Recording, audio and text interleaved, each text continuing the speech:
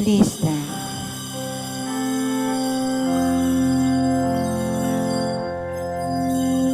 Come back to me with all your heart. Don't let fear keep us apart. Trees to bear, those straight and tall. So must we to others fall. Long have I waited for your coming home to me and living deeply our new life.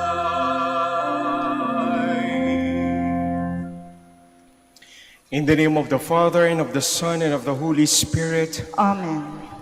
the grace and peace from God our Father, the Lord Jesus Christ, and the Holy Spirit be with you all. And with your spirit. Today is the first Sunday of Lent and the National Migrants Sunday. And pakibati po na inyong mga katabi ng magandang umaga.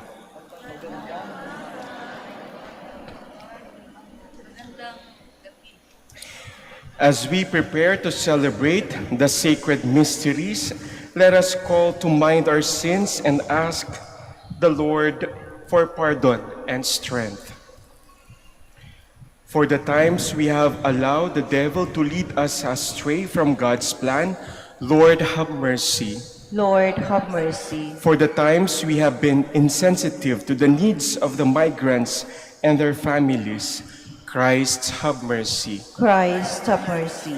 For the times we have failed to appreciate the gift of life and have not treated according to God's will, Lord, have mercy. Lord, have mercy. And may Almighty God have mercy on us, forgive us our sins, and bring us to everlasting life. Amen. Let us pray.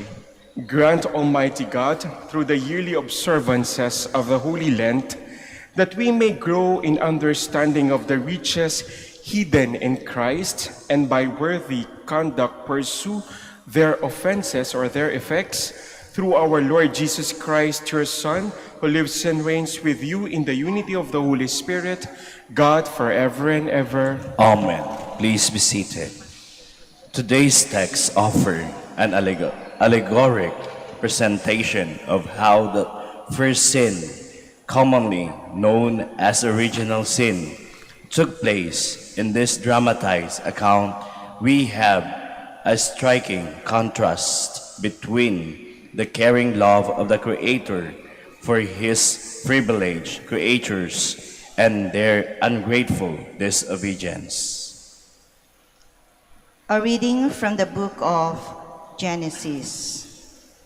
The Lord God formed man out of the clay of the ground and blew into his nostrils the breath of life. And so man became a living being. Then the Lord God planted a garden in Eden in the east and placed there the man whom he had formed. Out of the ground, the Lord God made various trees grow that were delightful to look at and good for food, with the tree of life in the middle of the garden, and the tree of knowledge of good and evil. Now the serpent was the most cunning of all the animals that the Lord God had made.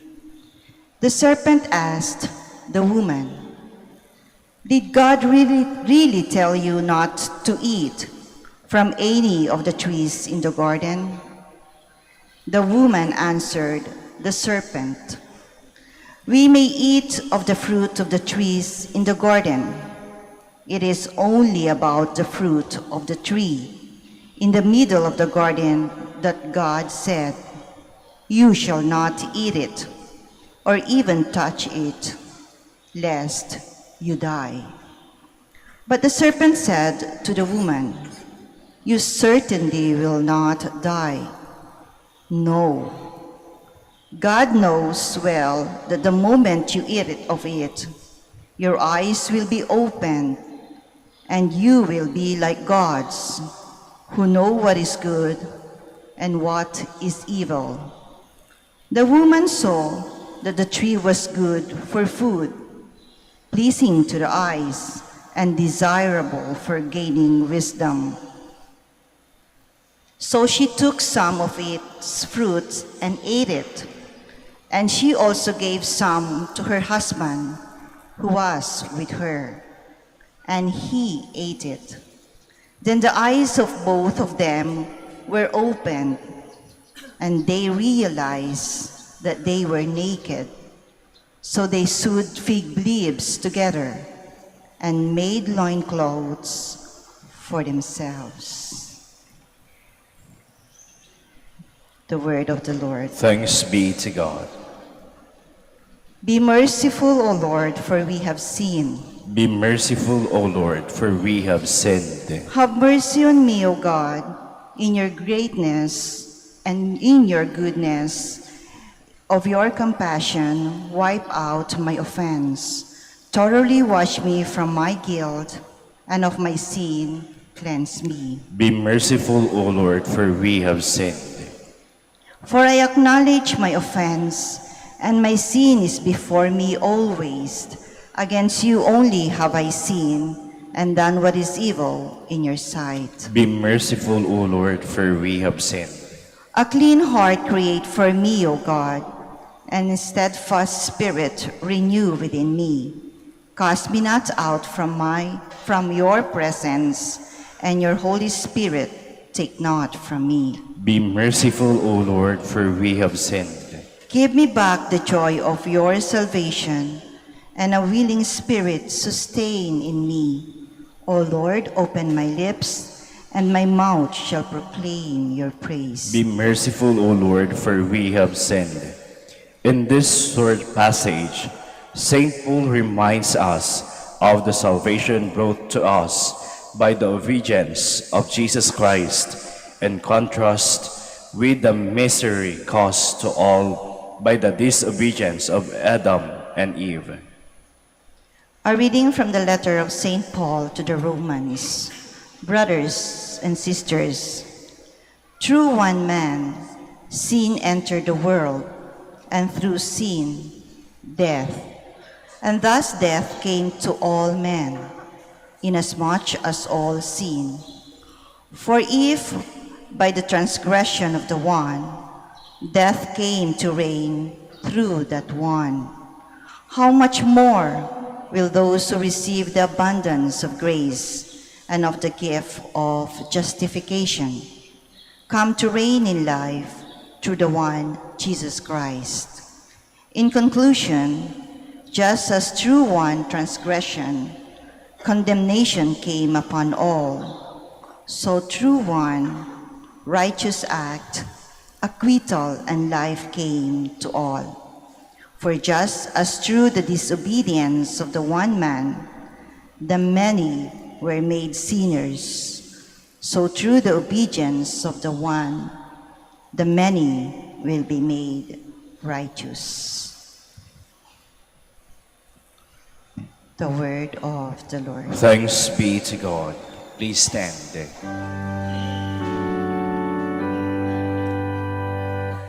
Praise to you, Lord Jesus Christ, King of endless glory. One does not live on bread alone, but on every word that comes forth from the mouth of God. Praise to you, Lord Jesus Christ, King of endless glory. The Lord be with you. And with your spirit. A reading from the Holy Gospel according to Matthew. Glory to you, O Lord. At that time, Jesus was led by the Spirit into the desert to be tempted by the devil. He fasted for 40 days and 40 nights, and afterwards he was hungry. The tempter approached and said to him, "If you are the Son of God, command that these stones become loaves of bread." He said in reply, "It is written, 'One does not live on bread alone, but on every word that comes forth from the mouth of God.'" Then the devil took him to the holy city and made him stand on the parapet of the temple and said to him, "If you are the Son of God, throw yourself down. For it is written, He will command His angels concerning you, and with their hands they will support you, lest you dash your foot against a stone." Jesus answered him, "Again it is written, you shall not put the Lord your God to the test." Then the devil took him to a very high mountain and showed him all the kingdoms of the world in their magnificence. And he said to him, "All this I shall give to you, if you will prostrate yourself and worship me." At this, Jesus said to him, "Get away, Satan. It is written, the Lord your God shall you worship, and him alone shall you serve." Then the devil left him, and behold, angels came and ministered to him. The Gospel of the Lord. Praise to you, Lord Jesus Christ. Please be seated. Welcome po sa Minor Basilica for Our Lady of the Rosary of Manaoag. Tayo po ay nasa unang linggo ng Kwaresma at tampok po sa ating Ibanghelyo kung paano sinubok o tinukso po ang ating Panginoon ng Diablo. Siya po ay galing sa 40 days and 40 nights of fasting in the wilderness o sa ilang. Para po sa atin ang salitang tuksohin o tukso or temptation ay may negatibo agad na kahulugan. Ang lagi nating iniisip, naku, kasalanan yan. Papupunta ka sa kasalanan o you are leading to sin. Pero ang tukso po per se ay hindi po siya kasalanan.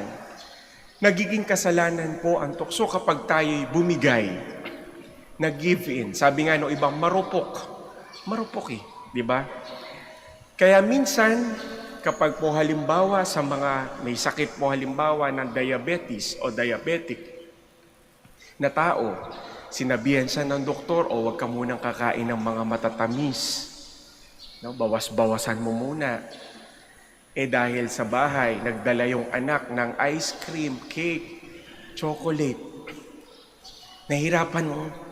Di ba? Nahirapan. Wala namang masama sa chocolate, ice cream, and cake. Pero dahil marupok, sabi niya, may gamot naman Di ba? Minsan naman sasabihin, di okay lang, di naman alam ni Doc. Di naman niya malalaman kung kakain ako ng ice cream. O kung minsan, pag wala yung mga anak, sasabihin, wala naman nakakakita. Di ba gano'n din naman pag mataas ang kolesterol? O mataas, o high blood? Gano'n din ang mga dahilan natin pag nakikita natin yung tukso, ito na. Bumibigay na tayo, nagiging marupok. Sabihin natin, may gamot naman Bakit ba? Di ba? Hindi naman nakikita ni Doc. Wala naman nakakakita. Di ba, bakit marami naghihiwalayan na mag-asawa o partner? Ganon din ang dahilan. Bumibigay sa tukso. No? Wala naman nakakakita. Di naman malalaman to.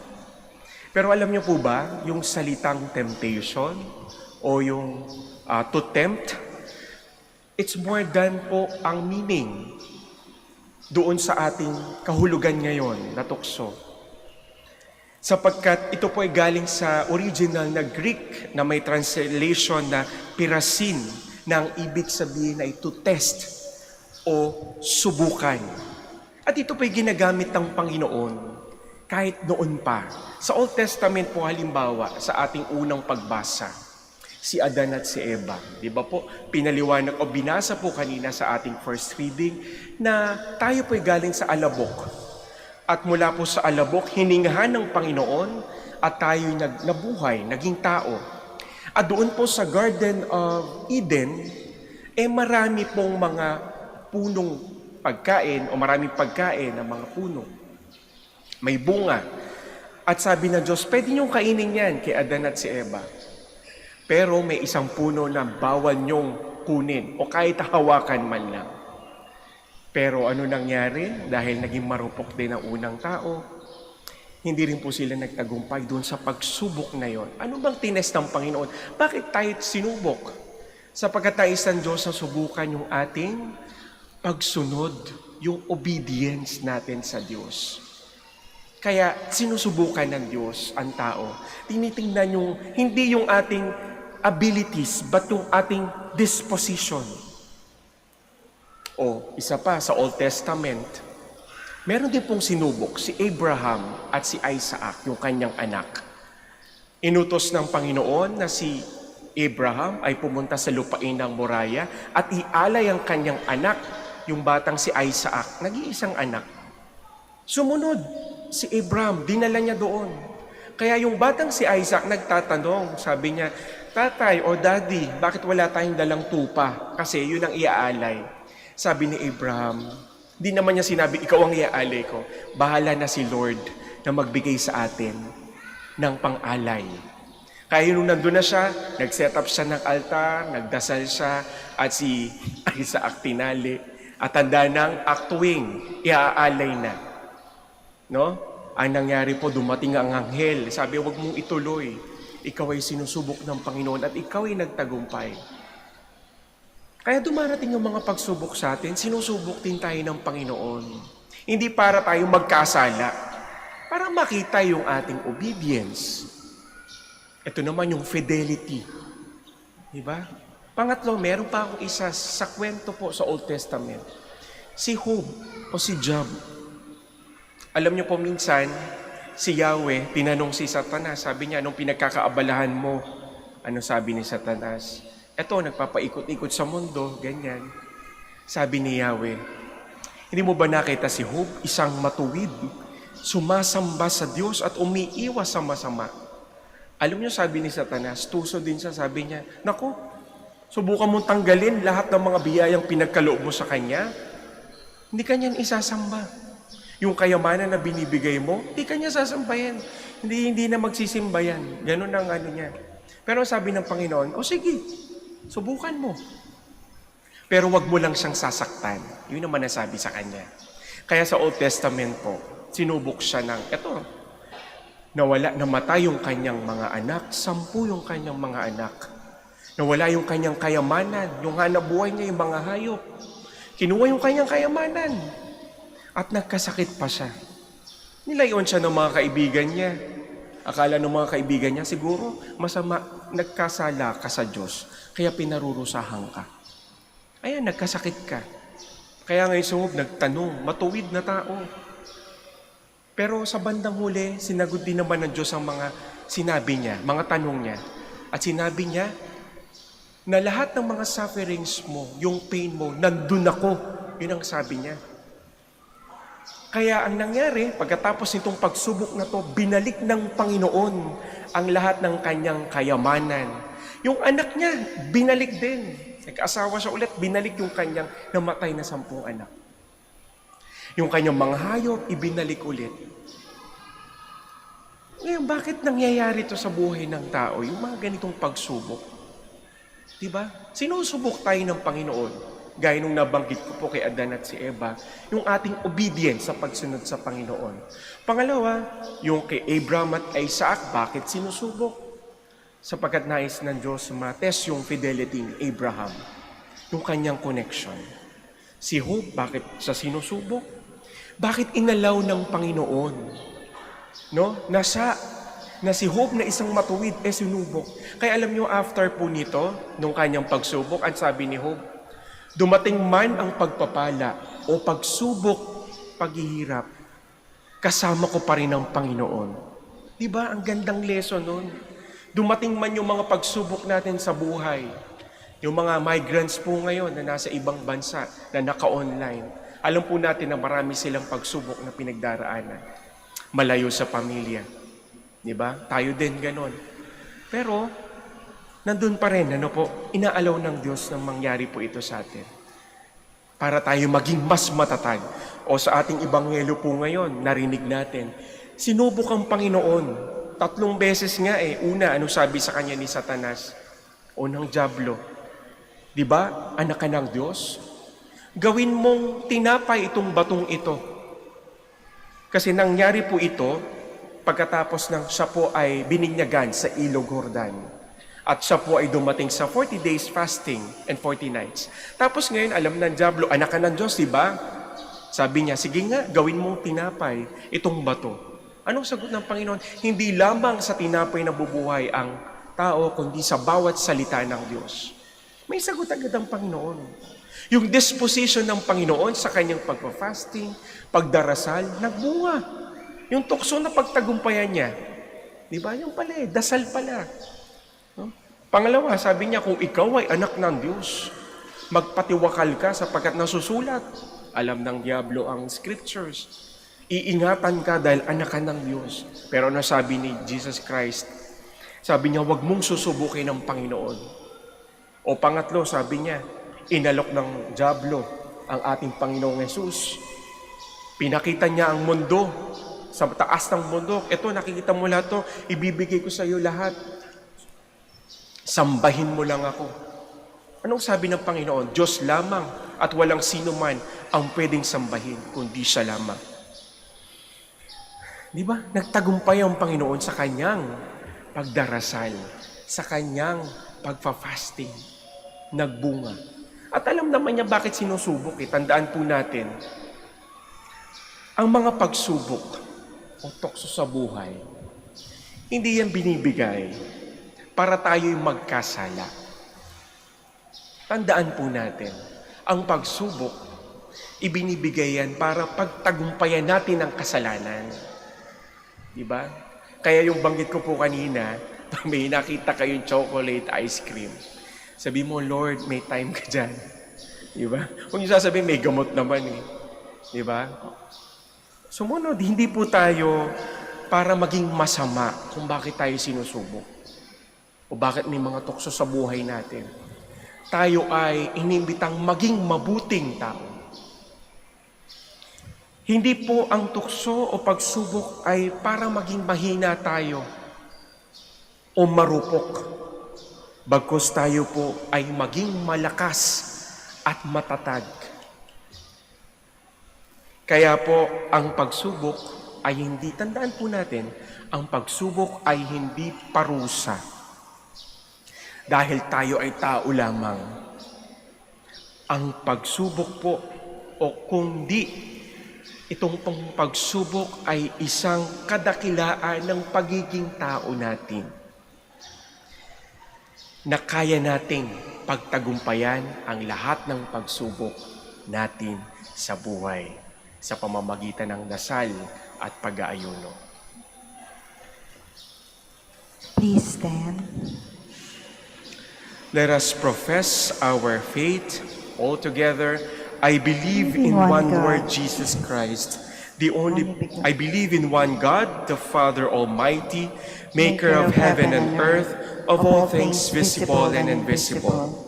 I believe in one Lord Jesus Christ, the only begotten Son of God, born of the Father before all ages, God from God, light from light, true God from true God, begotten not made, consubstantial with the Father.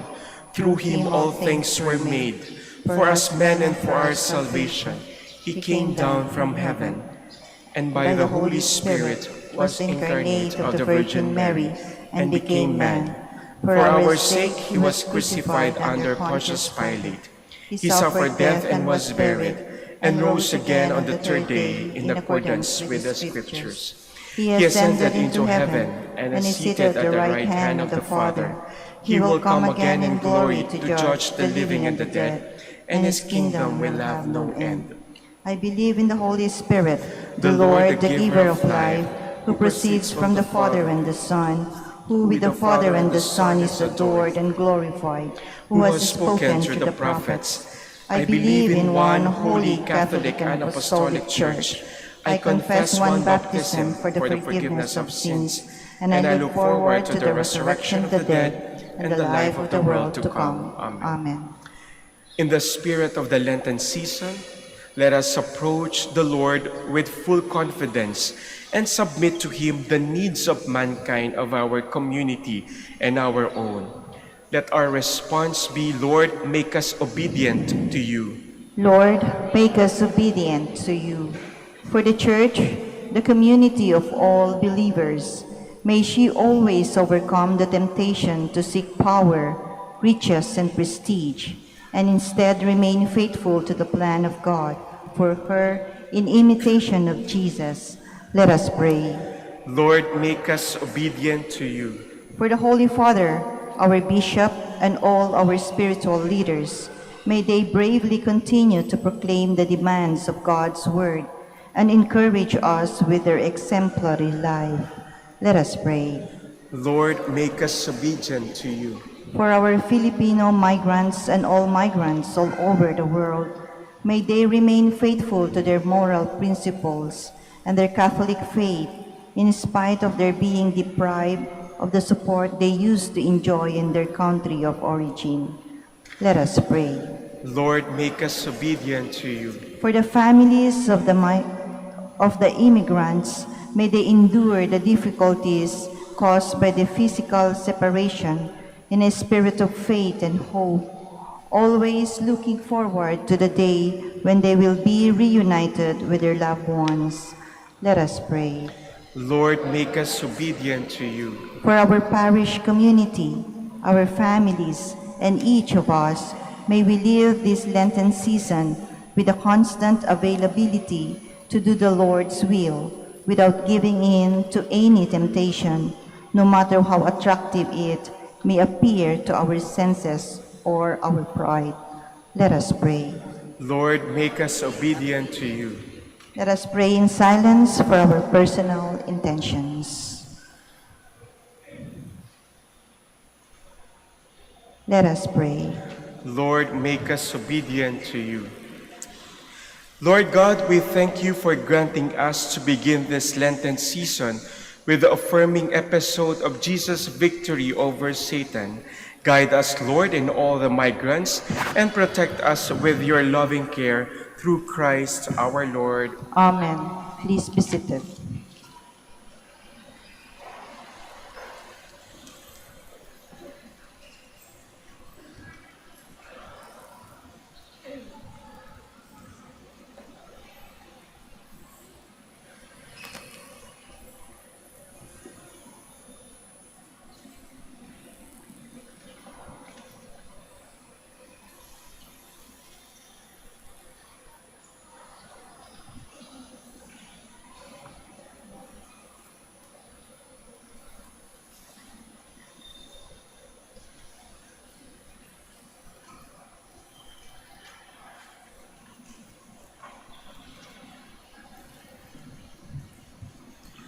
Blessed are you, Lord, God of all creation, for through your goodness we have received the bread we offer you, fruit of the earth and work of human hands.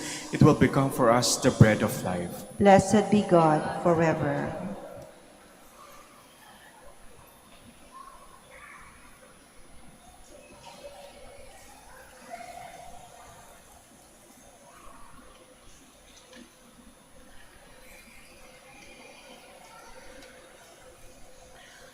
Blessed are you, Lord, God of all creation, for through your goodness we have received the wine we offer you, fruit of the vine and work of human hands. It will become our spiritual drink. Blessed be God forever.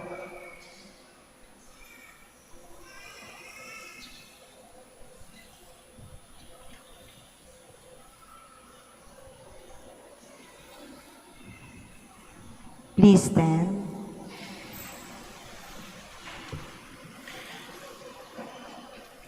Pray, brothers and sisters, that my sacrifice and yours may be acceptable to God, the Almighty Father. May the Lord accept the sacrifice at your hands for the praise and glory of his name, for our good and the good of all his holy church.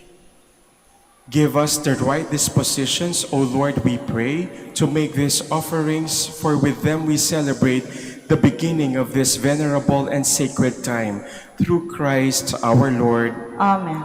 The Lord be with you. And with your spirit, Lift up your hearts. we lift them up to the Lord. Let us give thanks to the Lord our God. It is right and just. It is truly right and just, our duty and our salvation, always and everywhere to give you thanks. Lord, Holy Father, Almighty and Eternal God, through Christ our Lord, by abstaining 40 long days from earthly food, He consecrated through His fast the pattern of our Lenten observance, and by overturning all the snares of the ancient serpent, taught us to cast out the leaven of malice, so that celebrating worthily the Paschal mystery, we might pass over at last to the eternal Paschal feast. And so with the company of angels and saints, we sing the hymn of your praise, as without end we acclaim.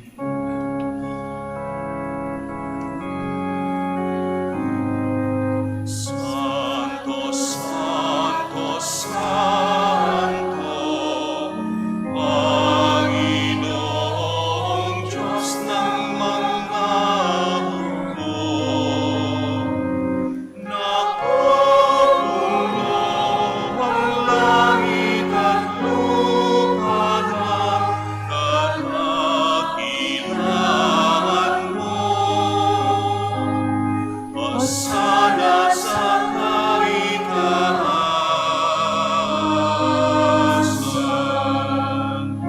pinagpala ang naparirito sa ngalan ng Panginoon. Hosana sa kaitaasan.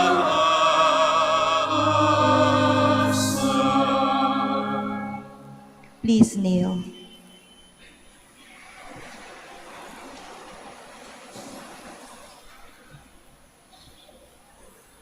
You are indeed holy, O Lord, the fount of all holiness. Make holy, therefore, these gifts, we pray, by sending down your Spirit upon them like the dewfall, so that they may become for us the body and blood of our Lord Jesus Christ. At the time He was betrayed and entered willingly into His passion, He took bread and giving thanks, broke it and gave it to His disciples, saying, "Take this, all of you, and eat of it, for this is my body, which will be given up for you."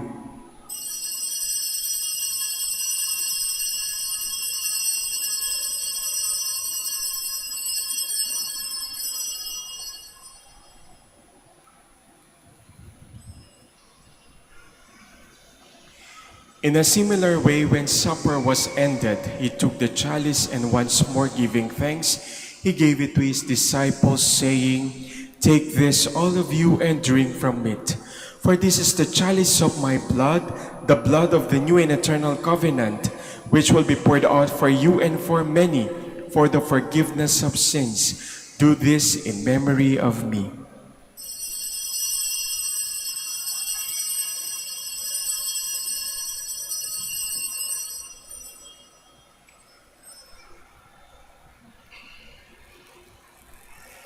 The mystery of faith.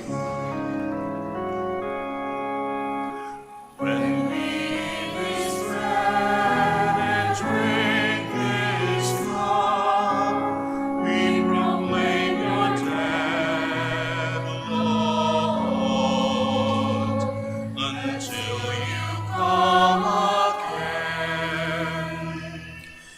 Therefore, as we celebrate the memorial of His death and resurrection, we offer you, Lord, the bread of life and the chalice of salvation, giving thanks that you have held us worthy to be in your presence and minister to you. Humbly we pray that partaking of the body and blood of Christ, we may be gathered into one by the Holy Spirit. Remember, Lord, your church is spread throughout the world and bring her to the fullness of charity, together with Francis, our Pope, and Socrates, our Bishop, and all the clergy. Remember also our brothers and sisters who have fallen asleep in the hope of the resurrection, and all who have died in your mercy. Welcome them into the light of your face. Have mercy on us all, we pray, that with the Blessed Virgin Mary, Mother of God, Saint Joseph, her spouse, with the blessed apostles and all the saints who have pleased you throughout the ages, we may merit to be co-heirs to eternal life and may praise and glorify you through your Son, Jesus Christ. Through him and with him and in him, O God, Almighty Father, in the unity of the Holy Spirit, all glory and honor is yours forever and ever. Amen, amen, amen. Please stand. At the Savior's command and formed by divine teaching, we dare to say,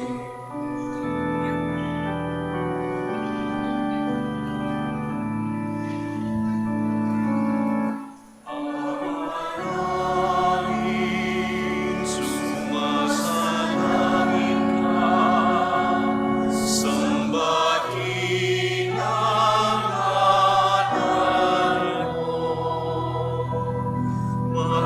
Masamin ang kaharian mo. Sundin ang loob mo. Dito sa lupa para ng sa langit, bigyan mo po kami ngayon ng aming kakanin sa araw-araw at patawarin mo kami sa aming mga sala para ng pagpapatawad namin sa nakakasala sa amin. At huwag mo kaming ipahintulot sa tukso. Pagtiyansya mo kami sa lahat ng masama. Deliver us, Lord, we pray, from every evil. Graciously grant peace in our days, that by the help of your mercy we may be always free from sin and safe from all distress, as we await the blessed hope and the coming of our Savior, Jesus Christ. Sapagkat sa'yo ang kaharian, kapangyarihan at kapurihan, ngayon at magpakailanman. Ngayon at magpakailanman. Lord Jesus Christ, who said to your apostles, "Peace I leave you, my peace I give you," look not on our sins, but on the faith of your church, and graciously grant her peace and unity in accordance with your will, who live and reign forever and ever. Amen. Let us offer each other the sign to the peace of the Lord be with you always. And with your spirit. Let us offer each other the sign of peace.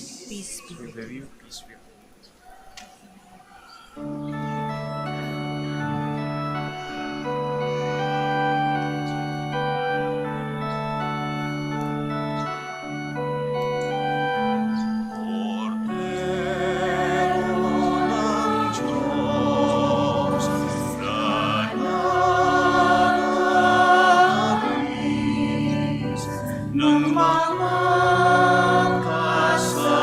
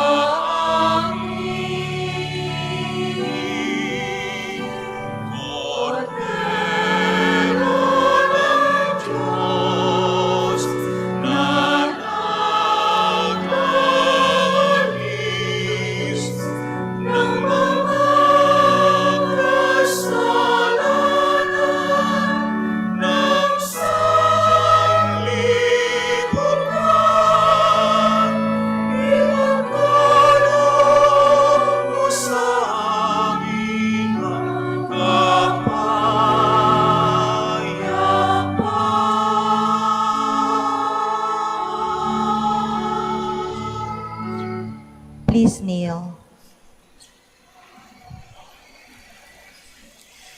Behold the Lamb of God. Behold him who takes away the sins of the world. Blessed are those called to the supper of the Lamb. Lord, I am not worthy that you should enter under my roof, but only say the word and my soul shall be healed.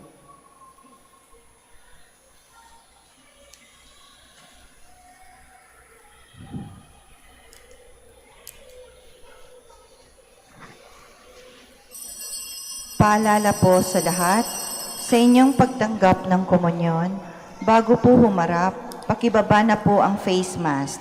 Kapag sinabi sa inyo, Body of Christ, tanggapin ng inyong dalawang kamay ang hostya at sumagot ng Amen. At isubo na agad ang hostya. Huwag po ninyong isubo habang naglalakad at lalong huwag dalhin sa upuan ang hostya upang maiwasan po ang pagkahulog nito. Salamat po.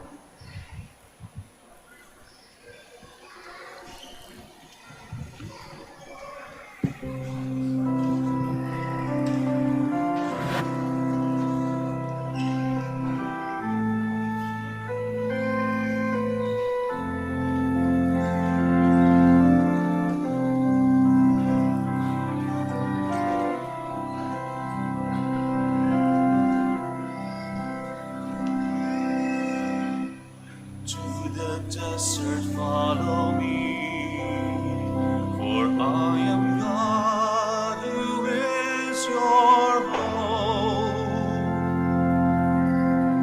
To the desert, follow me.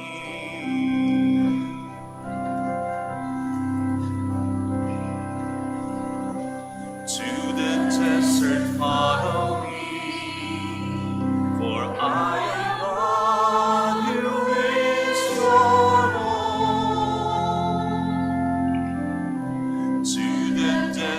follow me.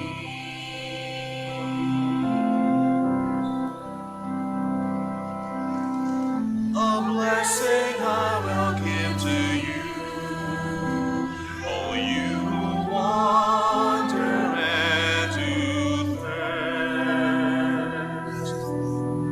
The desert soon will bear a spring, forgiving water shall restore you.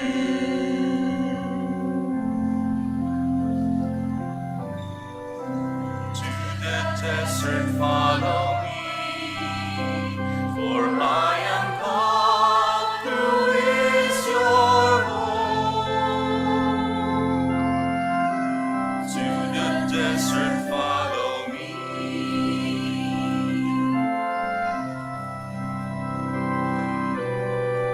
I will renew your weary heart and keep you always in my sight. Give you a spirit that is new, restore the joy of your salvation.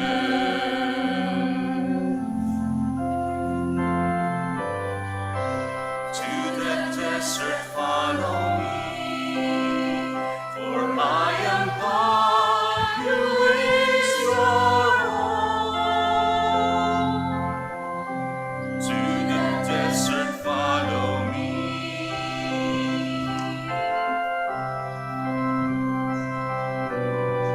The light you bear shall be as dawn, your bonds of sin my love will break.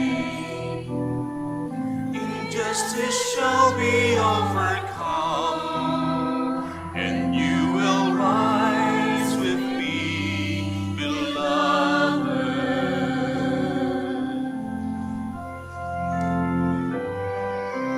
To the desert follow me, for I am God who is your home. To the desert follow me.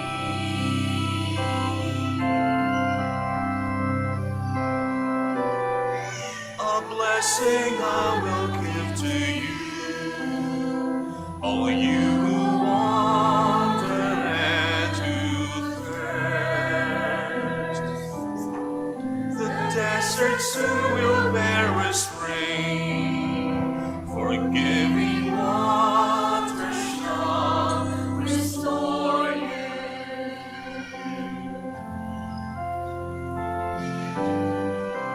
To the desert follow me, for I am God who lays your own.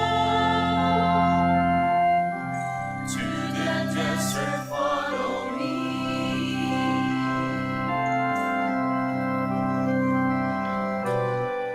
I will renew your weary heart and keep you always in my sight. Give you a spirit that is new, restore the joy of your salvation.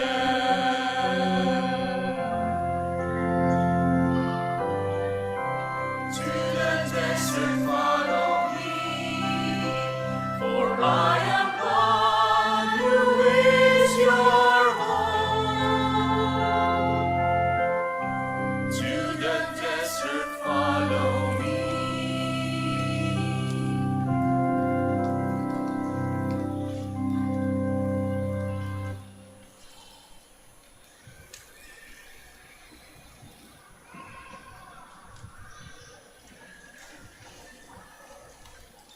Please stand. Let us pray. Renewed now with heavenly bread, by which faith is nourished, hope increased, and charity strengthened, we pray, O Lord, that we may learn to hunger for Christ, the true and living bread, and strive to live by every word which proceeds from your mouth. Through Christ our Lord. Amen. Please be seated for a while for the announcement. The Our Lady of the Rosary Parish is inviting Catholics to serve the Minor Basilica. Volunteers for the following lay liturgical ministries: Ministry of Ushers, Ministry of Collectoras, Ministry of Lectors and Commentators, Extraordinary Ministers of Holy Communion. Interested applicants must be residents of Manaoag, 13 to 45 years old for the Ministry of Lectors and Commentators, 20 to 55 years old for another ministries. If married, must be in church with marriage contract and willing to undergo formation. For more information, please visit the parish office from Tuesday to Sunday, 8:30 a.m. to 5 p.m. Thank you. Please stand. The Lord be with you. And with your spirit. Bow your heads and pray for God's blessing. May bountiful blessing, O Lord, we pray, come down upon your people, that hope may grow in tribulation, virtue be strengthened in temptation, and eternal redemption be assured. Through Christ our Lord. Amen. And may Almighty God bless you, the Father and the Son and the Holy Spirit. Amen. Go in peace, glorifying the Lord by your life. Thanks be to God.